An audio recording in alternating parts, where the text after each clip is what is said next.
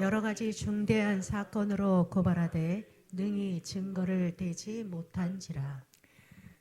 사도 바울 이야기인데요. 만일 여러분이 사도 바울의 입장이라면 어떻게 하시겠습니까? 지금 주변에서는 많은 사람들이 감옥에 넣을 목적으로 사도 바울을 고발을 했습니다. 근데 아무 증거가 나오지 않은 거예요. 악행을 저질렀다고 큰 소리를 치면서 이제 악한 자라고 이야기를 했는데 실제 조사해 보니까 어떤 혐의도 나오지 않은 거예요.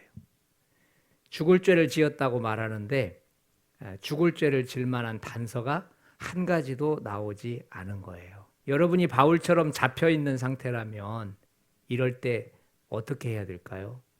당연히 풀어달라고 해야겠지요. 나 죄 지은 거 없고 나 잘못한 거 없으니까 결백하니까 빨리 집에 보내달라. 이렇게 말을 해야 옳을 거예요. 그런데 바울은 그렇게 말하고 있지 않아요. 바울이 이르되 만일 이 사람들이 나를 고발하는 것이 다 사실이 아니면 아무도 나를 그들에게 내줄 수 없나이다. 내가 가이사께 상소하노라 한대. 죄 없으니까 풀려나야 하는데 오히려 많은 사람들이 파놓은 그 함정 속에 본인이 더 로마 황제한테 상소하는 바람에 일이 더 꼬이게 돼버렸어요. 오히려 본인이 더 적극적으로 상소해 버렸습니다. 이 사건을 바울도 끝낼 마음이 없어요.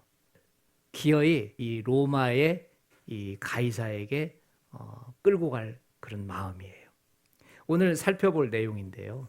왜 바울이 죄가 없는 것이 판명이 됐는데도 불구하고 바울은 이 사건을 굳이 로마까지 끌고 가서 이 문제를 해결하려고 할까?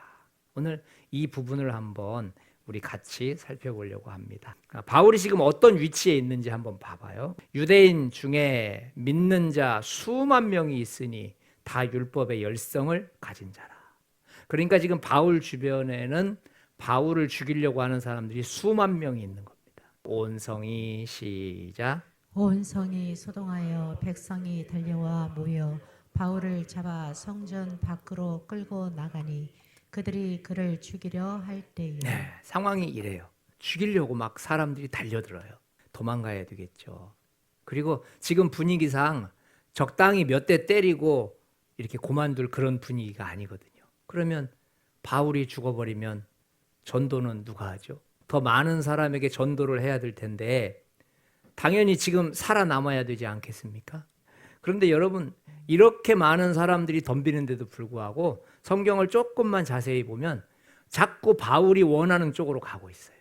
이 반전의 역사가 나타납니다. 고발하는 것이 한 가지도 죽이거나 결박할 사유가 없음을 발견하였나이다. 원고들이 악행의 혐의는 하나도 제시하지 아니하고, 그러니까 점점 지금 시간이 갈수록 무죄 쪽으로 가는 겁니다.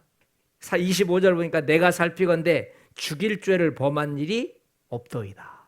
이 사람은 사형이나 결박을 당할 만한 행위가 없다. 어때요? 분위기는 자꾸만 바울이 죄가 없다는 쪽으로 흘러가고 있어요. 이 사람이 만일 가이사에게 상소하지 아니하였더라면 석방될 수 있을 뻔하였다 하니라. 네, 그 많은 유대인들이 한 사람 잡겠다고 모함하고 협박하고 있지만 실제 뚜껑을 열어보니까 정반대 상황이 이루어지는 거예요. 아무 잘못도 없고 누구를 해하려고 한 적도 없고 누구에게 해코지를 한 적도 없는 거예요. 오히려 대적자들이 파놓은 그 함정 속으로 더 깊이 들어가요. 바울이 용기 있는 사람이라서 이럴까요? 뭐 자신감이 넘쳐서 이럴까요? 왜 바울이 이랬는지 그 이유와 그 목적을 오늘 한번 살펴보기를 원합니다. 자, 이 문제를 해결하기 위해서 두 가지를 생각을 해봐야 되는데, 첫 번째는 왜 상소를 한 것인지 그 이유를 먼저 봐야 돼요. 그날 밤에 시작. 그날 밤에 주께서 바울 곁에 서서 이르시되 담대하라. 내가 예루살렘에서 나의 일을 증언한 것 같이 로마에서도 증언하여야 하리라 하시니라. 네, 이 11절 말씀이 바울이 왜 가이사에게 상소할 수밖에 없었는가라고 하는 그 원인을 제공해 주고 있어요. 하나님께서 딱 바울에게 그날 밤에 나타나셔서 무슨 말씀을 하시냐면 네가 예루살렘에서도 나의 일을 증언했던 것처럼 로마에 가서도 증언하게 될 것이다. 이 말씀을 가지고 지금 바울은 상소를 한 거예요. 그런데 바울은 지금 예루살렘에서 복음을 전하고 있는 중이거든요. 그런데 예루살렘에 오기 전에 며칠 전에 바울에게 좀 충격적인 사건이 있었어요. 바로 두로라고 하는 곳에서 한 번 있었고 그 다음에 가이사랴라고 하는 곳에서 한 번 있었는데 3절 4절 한번 보겠습니다. 도로에서 상륙하니 제자들을 찾아 거기서 이래를 머물더니 그 제자들이 성령의 감동으로 바울더러 예루살렘에 들어가지 말라 하더라. 이제 두로를 거쳐서 예루살렘으로 가려고 하는데 그 두로에 살고 있는 제자들이 성령 하나님께서 그렇게 말씀을 하신 거예요. 그러니까 무슨 봉변을 당할지 모른다는 거죠. 그래서 이제 또 다음 과정으로 넘어가는데 다음 과정은 가이사랴라고 하는 곳에 딱 도착을 했습니다. 10절에 보니까 한 선지자가 이렇게 바울에게 왔어요. 아가보라고 하는 선지자인데 그런데 그 선지자가 11절에 보니까 이렇게 얘기하는 거예요. 우리에게 와서 바울의 띠를 가져다가 자기 수족을 잡아 매고 말하기를 성령이 말씀하시되 예루살렘에서 유대인들이 이같이 이 띠 임자를 결박해서 이방인의 손에 넘겨 주리라. 성령님이 이렇게 가르쳐 줬다는 거예요. 그러니까 12절에 우리가 바울에게 예루살렘으로 올라가지 말라 권했다. 바울이 심기가 여간 불편한 게 아니에요. 아니나 다를까? 그런 마음으로 예루살렘에 딱 도착했는데 도착하자마자 이제 엄청난 일들이 기다리고 있는 겁니다. 한번 읽어봅시다. 바울이 시작. 바울이 무리의 폭행으로 말미암아 군사들에게 들여가니 이는 백성의 무리가 그를 없이하자고 외치며 따라가 밀어라. 그들이 들다가 소리질러 이르되 이러한 자는 세상에서 없애버리자. 살려둘 자가 아니라. 살려둘 자가 아니라. 그러니까 결국은 두로에서 제자들이 했던 말이 가이사랴에서 선지자가 했던 말이 다 사실이었어요. 실제로 예루살렘에 와보니까 이렇게 힘겹고 모질게 폭행당하고 죽을 고비가 이렇게 준비되어져 있었던 거예요. 이런 엄청난 고통 속에서도 어떻게 견딜 수가 있었을까요? 21장 13절 말씀을 한번 보면은요. 여러분이 어찌하여 울어 내 마음을 상하게 하느냐. 나는 주 예수의 이름을 위하여 결박당할 뿐 아니라 예루살렘에서 죽을 것도 각오하였노라 하니. 결박당할 준비가 다 돼 있다. 죽을 것도 각오가 다 돼 있다. 그러니까 바울의 마음은 이미 예수님이라는 분을 위해서 자신을 던질 준비가 끝난 상태였어요. 바울은 살겠다는 의지보다는 죽겠다는 각오가 훨씬 컸던 사람이에요. 이런 사람 가까이서 만나본 적 있으신가요? 남들은 살아보겠다고 도망가고 회피해 버리는데 이런 사람은 불구덩이에 깊숙이 들어가서 오히려 죽음의 때를 기다립니다. 이런 사람은 힘드니까 불가능하니까 해야 된다고 하면서 맞서서 나가버립니다. 거기 있는 그 수많은 유대인들이 한 사람 죽이겠다고 달려들지만 사실 바울 한 사람을 이기지 못합니다. 죽겠다는 사람은 아무도 이길 수 없어요. 하나님의 일은 1000명의 군중이 하는 것이 아니고 목숨 내걸고 달려가는 한 사람 때문에 진행될 때가 많거든요. 이런 질문이 생기게 돼요. 무엇이 바울로 하여금 죽을 각오까지 하게 했을까?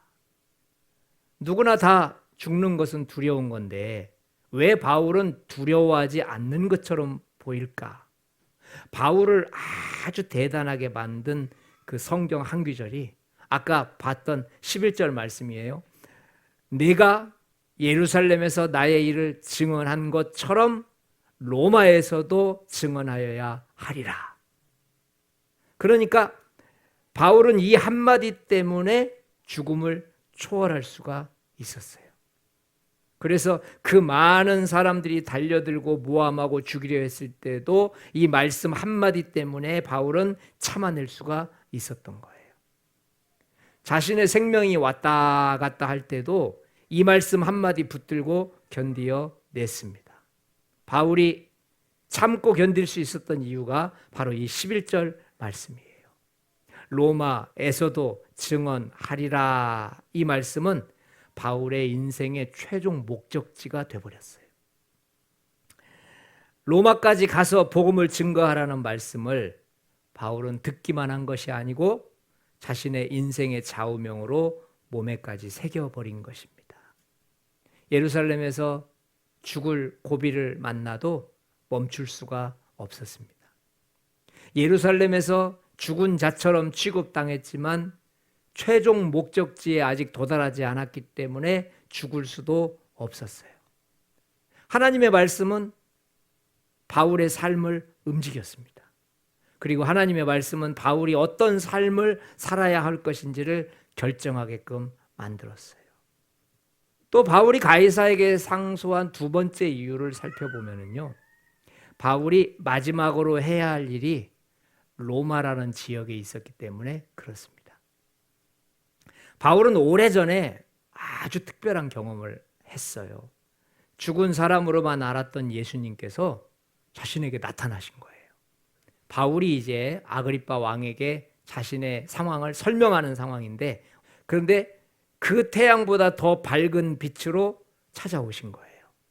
이 일로 인해서 바울은 며칠간 앞을 못 보는 소경이 되어버렸습니다. 소경이 된 상태에서 빛 가운데 오신 예수님의 음성을 들었던 거예요. 깜짝 놀랐겠죠. 태어나서 이런 경험 처음으로 하는 걸 거예요. 부활하신 예수님께서는 바울의 눈을 멀게 하셨어요. 아무것도 볼 수 없었던 가장 깜깜한 순간에 바울은 참 진리와 만나게 된 줄 믿습니다.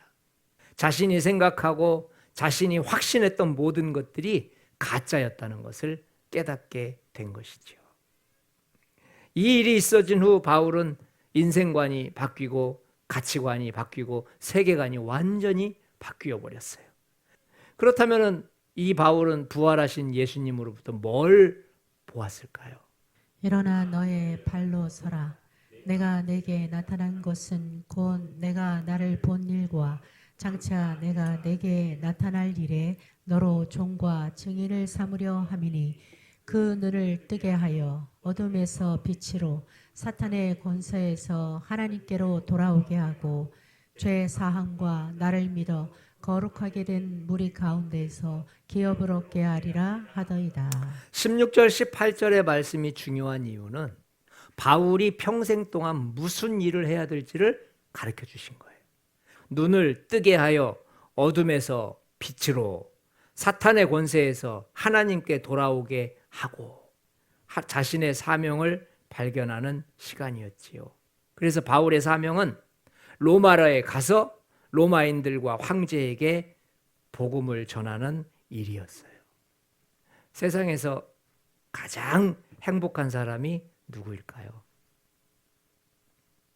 하나님의 나라를 위해서 생명까지도 드릴 수 있는 사람입니다.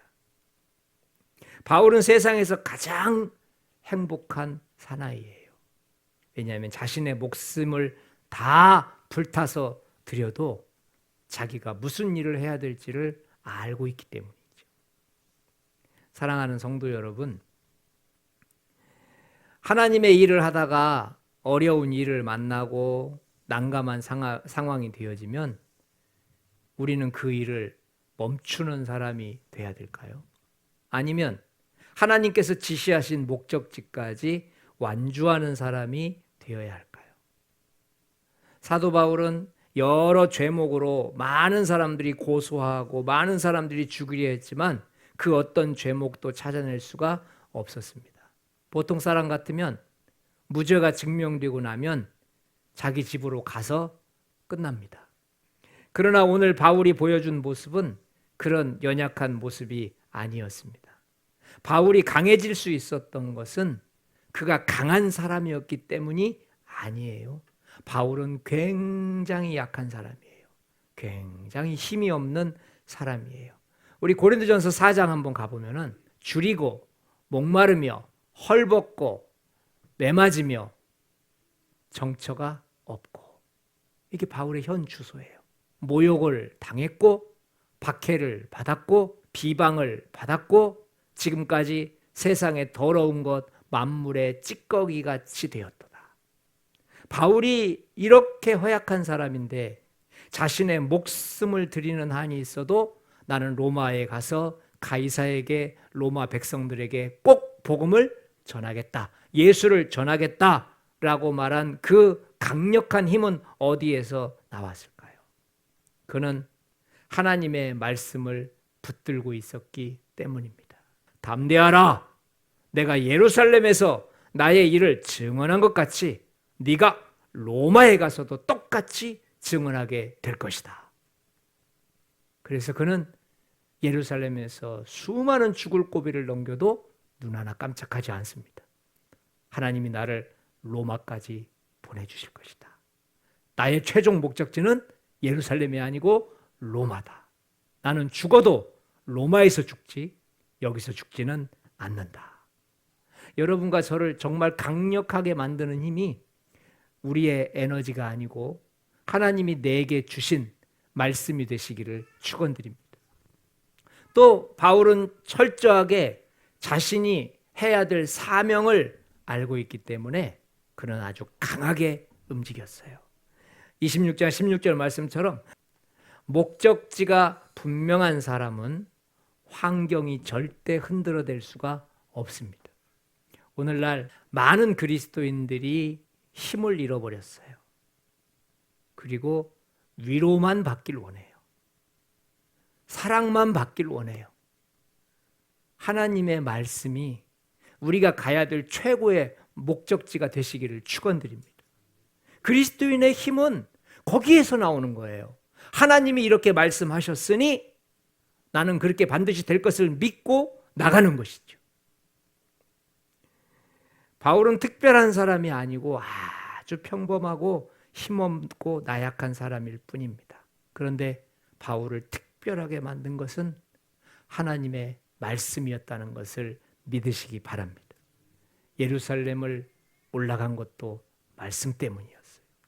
배를 타고 로마까지 건너간 것도 말씀 때문이었어요.